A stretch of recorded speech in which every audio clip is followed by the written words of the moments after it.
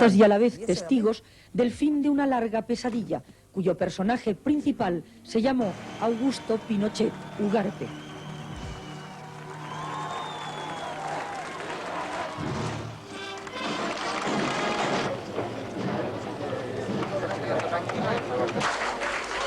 Este anciano de gesto autoritario y mirada turbia no merece lástima ni respeto tras su segunda derrota en las urnas.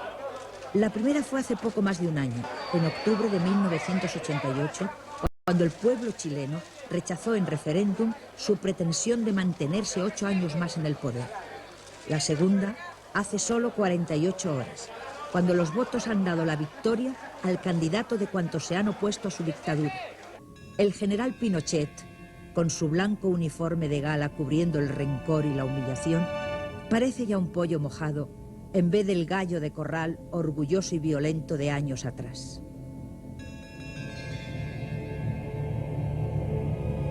Augusto Pinochet Ugarte conquistó la fama, la más siniestra fama, el 11 de septiembre de 1973. Desde entonces, el general chileno ha personificado uno de los prototipos políticos del último cuarto de siglo, el centurión golpista que ahoga en sangre las ambiciones de libertad de su pueblo y se mantiene al frente de una cruenta dictadura.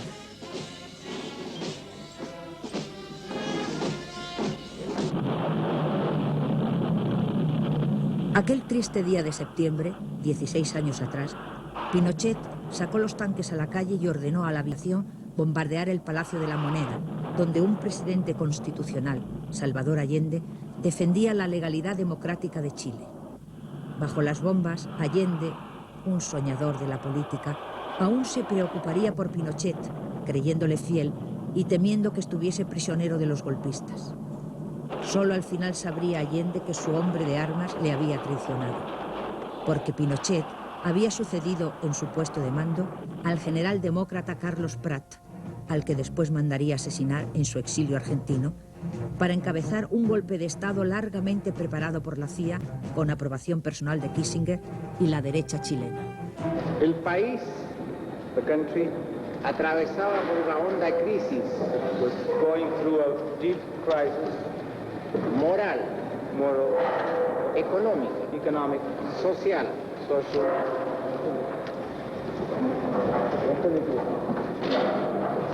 Prácticamente el gobierno llevaba al caos a la nación. Cuando Pinochet apareció por primera vez ante las cámaras, convertido ya en dictador, ningún asesor de imagen había retocado su aspecto brutal, y su gesto duro encarnaba perfectamente al verdugo de una democracia, al militar encargado, según sus propias palabras, de dar un baño purificador a Chile. Para ello, Pinochet cerró el Congreso Nacional y abrió campos de concentración, gobernando con recetas de terror y de muerte. Ya parte la cabalgata, ay que haremos, exterminando Chile, ay que haremos. La voz de los bandos militares y las imágenes de las detenciones masivas estremecieron la conciencia de las gentes de bien en todo el mundo. Situaciones como las del Estadio Nacional, convertido en campo de concentración, donde murió fusilado el cantante Víctor Jara, entre otros muchos, revelaron claramente la naturaleza del régimen pinochetista. Y Chile quedó sumido en el miedo y la desesperanza, en una larga pesadilla que ahora toca su fin.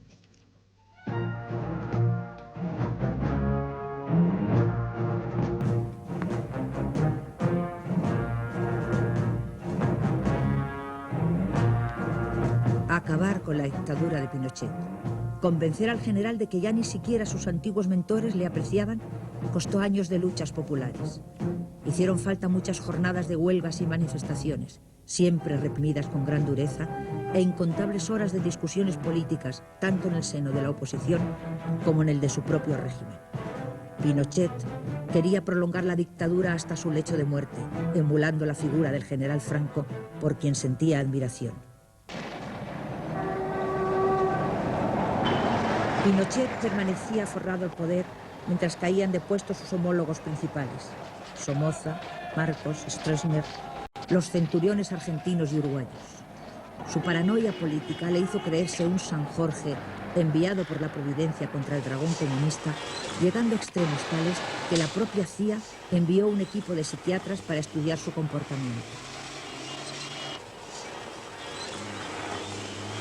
La política económica de este general, incapaz de escribir sin faltas de ortografía, se basó en una ciega aceptación de las normas despiadadas del ultraliberalismo de Milton Friedman y la llamada Escuela de Chicago. El resultado fue un engañoso resplandor de consumo y una tragedia social. Más de la mitad de la población ha quedado situada bajo los índices que definen la pobreza absoluta, al tiempo que Chile se cargaba con la mayor deuda externa per cápita de un continente financieramente asfixiado. El generalísimo chileno hubiese preferido morir en el poder antes que verse obligado a abandonar su sillón de palacio. Pero ni la muerte lo quiso, permitiéndole escapar con heridas leves de un atentado, ni podía mantenerse en la poltrona privado de los apoyos que lo auparon y sostuvieron tiempo atrás. Obligado por las urnas, Pinochet cederá la banda presidencial el próximo 11 de marzo. Pero aún mantiene la pretensión de vigilar su propia herencia desde la jefatura de las Fuerzas Armadas, hasta 1998. Para que todo quede atado y bien atado, Pinochet ha purgado a sus ejércitos, situando en los puestos clave a hombres de plena confianza. Ha llenado la Corte Suprema de Justicia con hombres fieles a sus ideas ultraderechistas que no podrán ser destituidos.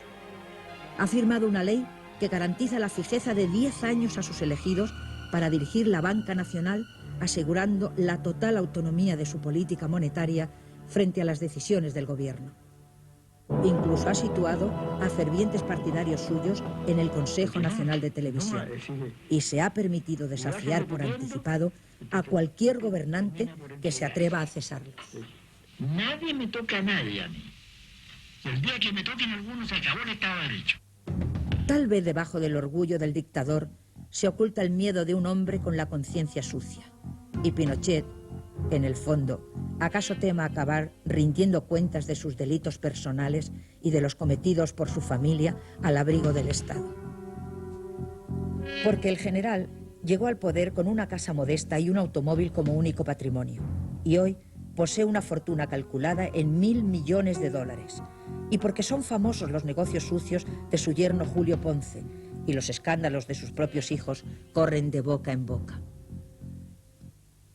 De lo que seguramente el generalísimo Pinochet no tendrá miedo es de que sus crímenes políticos le supongan castigo alguno. Otras experiencias vecinas, en Argentina, en Uruguay, confirman que poco hay que temer por haber ordenado secuestros y asesinatos, encarcelamientos y torturas, destierros y desapariciones.